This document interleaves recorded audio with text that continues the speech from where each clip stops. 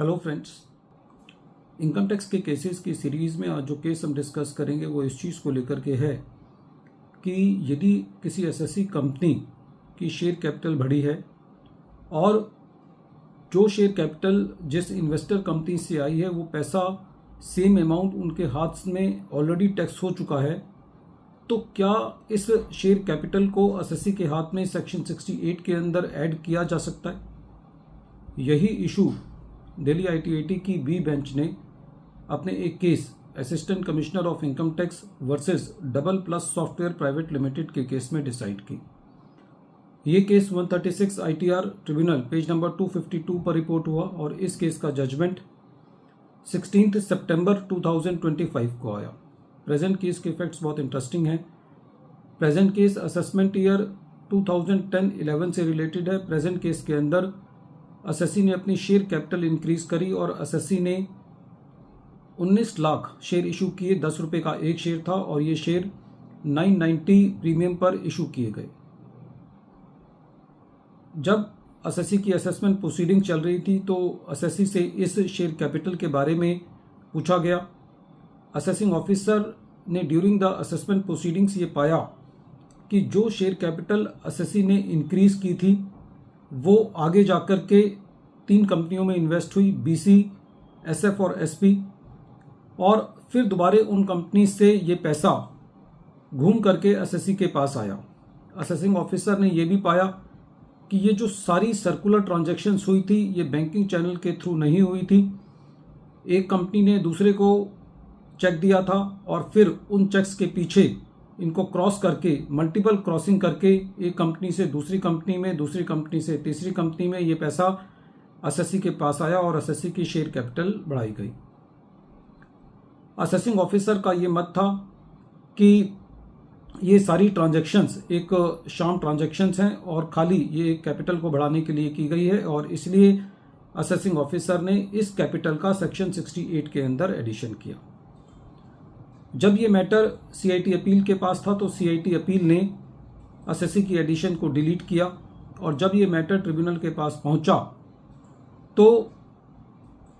इसमें जो 2 मेंबर्स थे ट्रिब्यूनल में उनका डिसेंटिंग व्यूज था, इसलिए इस मैटर को 3rd मेंबर को रेफर किया गया। प्रेजेंट केस के अंदर जिन कंपनीज से एसएससी को ये कैपिटल आई थी उन कंपनीज के केस में जो असेसिंग ऑफिसर था उसने एडिशन किया था और वो जो 3 कंपनियां थी वो बीसी, एसएफ और एसपी, जब उनका असेसिंग ऑफिसर ने एडिशन किया तो सीआईटी अपील ने उनको रिलीफ दिया था और ट्रिब्यूनल ने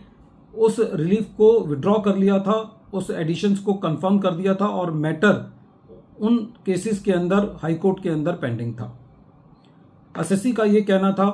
कि जब एक बार इस सेम अमाउंट का एडिशन उनके हाथ में हो चुका है तो डबल टैक्सेशन की डॉक्ट्राइन के आधार पर यह पैसा अब एसएससी के हाथ में एडबैक नहीं होना चाहिए। जब ट्रिब्यूनल ने इस मैटर की सुनवाई की तो एक मेंबर का यह कहना था कि कहीं भी सेक्शन 68 के अंदर इस चीज़ की मनाही नहीं है कि जो सेम अमाउंट है वो 2 जगह टैक्स नहीं हो सकता, इसलिए मैटर 3rd मेंबर को रेफर किया गया। कहीं ना कहीं रेवेन्यू की यह भी दलील थी कि अभी ये मैटर क्योंकि हाई कोर्ट में पेंडिंग है शेयर होल्डर्स की एवज में, क्योंकि उन केसेस के अंदर उन 3 कंपनीज की जो अपील है वो हाई कोर्ट में पेंडिंग है, इसलिए एसएससी को डबल टैक्सेशन के आधार पर रिलीफ नहीं दिया जा सकता। लेकिन इस पर ट्रिब्यूनल का ये कहना था कि एज ऑन डेट वो पैसा एसएससी के हाथ में एडबैक हो चुका है, ट्रिब्यूनल ने एक व्यू ले चुका है, तो ऐसे केस में यदि सेम अमाउंट को एसएससी के हाथ में एडबैक किया जाता है तो ये डबल टैक्सेशन कहलाएगा, जो कि अलाउ नहीं है। फ्रेंड्स, इस केस से एक चीज़ सामने आती है कि जब कभी भी कोई शेयर कैपिटल का इशू है और या कोई और दूसरा इशू है जैसे अनसिक्योर्ड लोन्स का है और यदि सेम अमाउंट ये साबित हो जाता है कि जिससे वो अमाउंट आया है उसके हाथ में ऑलरेडी वो एज ए इनकम एडबैक हो चुका है, तो जिसको वो पैसा आगे फर्दर दिया गया है सेम अमाउंट पर उसके ऊपर सेक्शन 68 नहीं लगना चाहिए। फ्रेंड्स, ये केस बहुत इंपॉर्टेंट है क्योंकि कई बार सर्कुलर ट्रांजैक्शंस में ये देखने को मिलता है कि सेम अमाउंट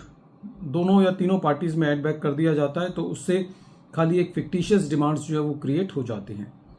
बहरहाल प्रेजेंट केस में डबल टैक्सेशन की डॉक्ट्राइन के आधार पर ट्रिब्यूनल ने